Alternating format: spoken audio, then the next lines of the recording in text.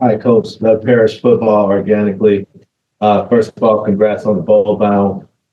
Second of all, on the second quarter, there seemed to be a little bit of confusion at the 5 yard line. And I don't know if it was like a personnel thing or was it just a play or, I mean, that was when they was kicking the two field, we had the two field goals. I believe it was first and goal from the 4, something like that, after a face mask on a quarterback run. And we went backward. I can't remember the sequence exactly. We ran the field goal unit out there and we didn't get it snapped in time. There was some question of whether the clock got pumped, but we still had time to get it. We know where the clock is for the holder. Obviously we didn't get it, so they moved it back and missed it. I assume that's the sequence you're referring to. Yeah. Then you were dealt a heck of a hand tonight with, Fernando Mendoza not being able to play, and then second string quarterback. Can you talk a little bit about how that impacted? Yeah, I mean, injuries are part of the game. It's just the way it goes. So, nobody feels sorry for us. I thought I was really just obviously, we didn't give ourselves a chance to win. We didn't do enough early in the first quarter. Either side, we didn't do much on offense, and defensively, we're missing.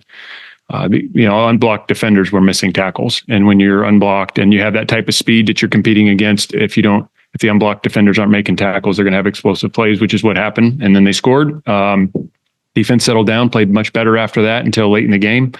Gave up a couple late touchdowns, but and then offensively, what happened. So I thought there were some guys that that was a difficult loss. I mean, we just didn't give ourselves a chance to win. And but I was sitting there watching Craig Woodson and Noah Williams and Teddy Buchanan and guys like that just competing like crazy in difficult circumstance. And I'm really proud of those guys that showed up to compete and competed throughout the game. Weren't perfect all the time, but man, it just speaks a lot about them and their character. So I think, especially towards the end of the game, that's what really stuck out to me is the guys that showed up and competed in some really difficult circumstances. Slow first halves have been a common denominator in a lot of the late season losses.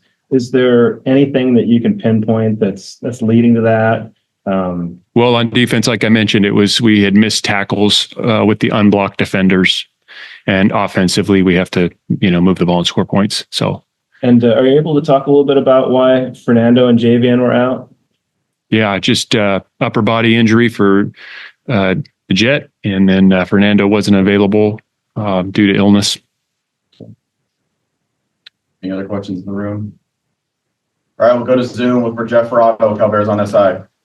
Hey, Justin, when did you know that you couldn't play Fernando today? Was that last night or was it this morning? And how much advance notice did your other quarterbacks have on the change that was going to have to be made?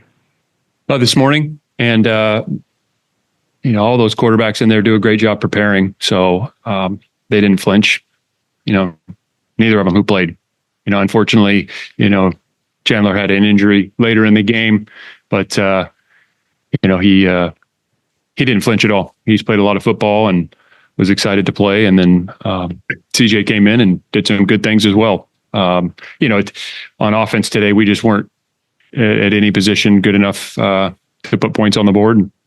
And we got to be better there. But I'm proud of the way that both Chandler and CJ stepped up to the challenge. And I know they had things that they would have liked to done better, but it was an offensive issue today. It wasn't just a quarterback issue. Is Chandler's injury not serious? And I'm wondering, I presume that Fernando will be fine by the time you play a bowl game. Yeah, I don't know the severity. And in terms of, moving forward, I would assume so. I would sure think so. I don't make the decisions on who's available to play or not. They tell us if they're available. That's between the players and the medical staff. And that's who we go with. So we'll see. Yep.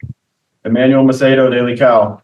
Good afternoon, Coach. I wanted to ask, did Fernando's late scratch have anything to do with today's offensive game plan against SMU?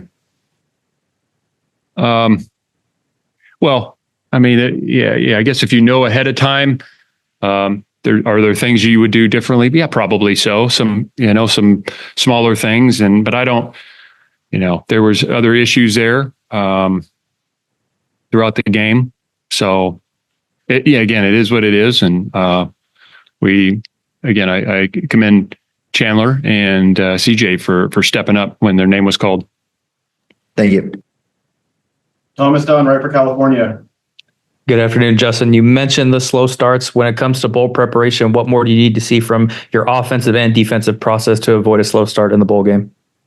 Yeah, I mean, again, it's tackling. It's the fundamentals of the game. It's blocking. When you play a very talented team like that, the margins for error go down. When you're playing a less talented team, you might get away with things, a technique or a missed tackle because the next guy can run them down. When you play very talented teams like that, your margins are slim and it shows up. And so, I've said this a number of times now, but if the unblocked defenders got to make tackles in the defense, if you don't, then no call works. And then offensively, is a number of things, whether it's blocking or running, throwing, catching. I mean, there's just a lot of things that we could improve upon. We got to be able to put the ball in the end zone when we're down in the red zone, can't go backwards and give up some sacks today. So, there's just a number of things. And understandably, it's hard to pinpoint a lot of the issues with the offensive line with all the musical chairs that are going on. But how do you try and set up the offense for success, knowing that the offensive line has just been so unstable throughout the season and in parts just struggling on all accounts? Yeah, I mean, we do whatever we can do to help them. And again, when you're there's times when you can help people, you can double, you can full slide, you can max protect, you can add the QB to the run game. There's things to mitigate, and then there's also you have to go out and play, and you can't necessarily protect every position on the field with every single call. So we've got to continue working with them. We got to coach them and help those guys take another step throughout bowl prep. And it's this time of year, especially in this era of college football, it's there's a lot going on. A lot going on with recruiting, obviously, bowl preparations, transfer portal, and these players. Boy, I empathize with them because they're getting it from all angles, and it takes a very steady guy to be able to remain focused and keep the main thing, and focus on football and work on the things he's got to do to get better in this environment. So that's our job, is to help keep it really simple for them. Help those guys improve, and obviously we'll watch video, and they'll get in the weight room, and some of these bumps and bruises will go away. But this is this era of college football. This next month there's a lot happening, so we got to help those guys stay focused. Thank you. All right, we have time for 2 more questions. We'll start with Steve Kroner from the SF Chronicle. Yeah, Justin, I know that this game's only probably a half hour old, so this question might not be appropriate, but hopefully you'll deal with it. If you were going to pick 1 or 2 things about which you're the most proud of this season with 12 regular season games, and maybe 1 or 2 things about which you're most disappointed in this 12-game regular season, what would those things be? Certainly proud of a bunch of individuals who showed up to compete each and every day. The consistency and competitive character with a number of guys on the team was evident. I mean, I named a bunch of them. It's the Craig Woodsons and Miles and Noel and Teddy Buchanan's and the Ricky Correas and Jack, and I could go through a list. There's a bunch of guys who do that, but when you're around guys like that are in it every day and bring it every single day, and they don't really, they're so steady in how they approach football. Man, it's really gratifying to watch those guys play and have success because they have earned it. And it's hard to do that. It's simple in concept, but it's really hard to do over time. I'm proud of those individuals. I'm proud of the way the team fought through some extremely difficult, emotional, close losses. I think, and that's going to lead into the second part of your question. But I am proud of the way the guys battled back from, a number of, 5 one-score losses, and continued to believe and fight, and found a way to win games. And I think the most disappointing thing is that I think we expected to play better in certain areas. I thought we, would have won some of those tight games, and we didn't. And so that's frustrating for sure. And I have to look at everything in the program and identify areas where we can grow the margins. And so you're not looking for necessarily every play to be perfect. You're going to try to get that, but grow the margins so those games don't come down to 1 or 2 plays that you make those plays, but B, you give yourself a little more room. And because nobody's perfect. There's not a perfect game being played out there today or earlier this year across the country. So that's on me to help remedy that. And we have to start as coaches and how we scheme and how we recruit and personnel and all those things. And then the players, we got to demand competitive behavior. We got to demand improvement.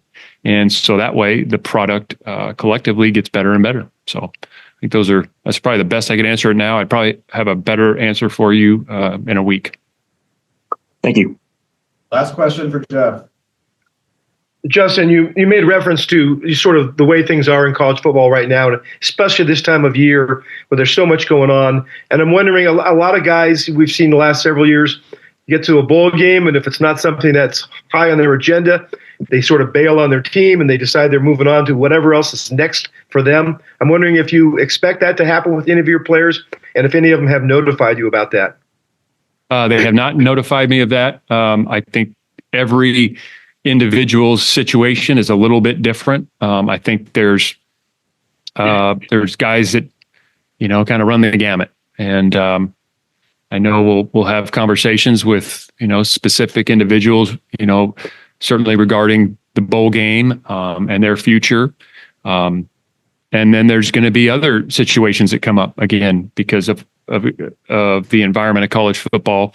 And, they're just getting it from every angle, and families and agents and all these things. They hear it from everywhere. And there's a lot of freedom to move, and there's a lot of money involved in this era of college football. And, it's not super structured yet. And so I have empathy because, man, they're young guys. They're trying to find their way, and sometimes there's a lot of noise for them. And so we want to make sure that we can keep this as level as possible for them, very straightforward, and have real open and honest conversations with all the guys on our team.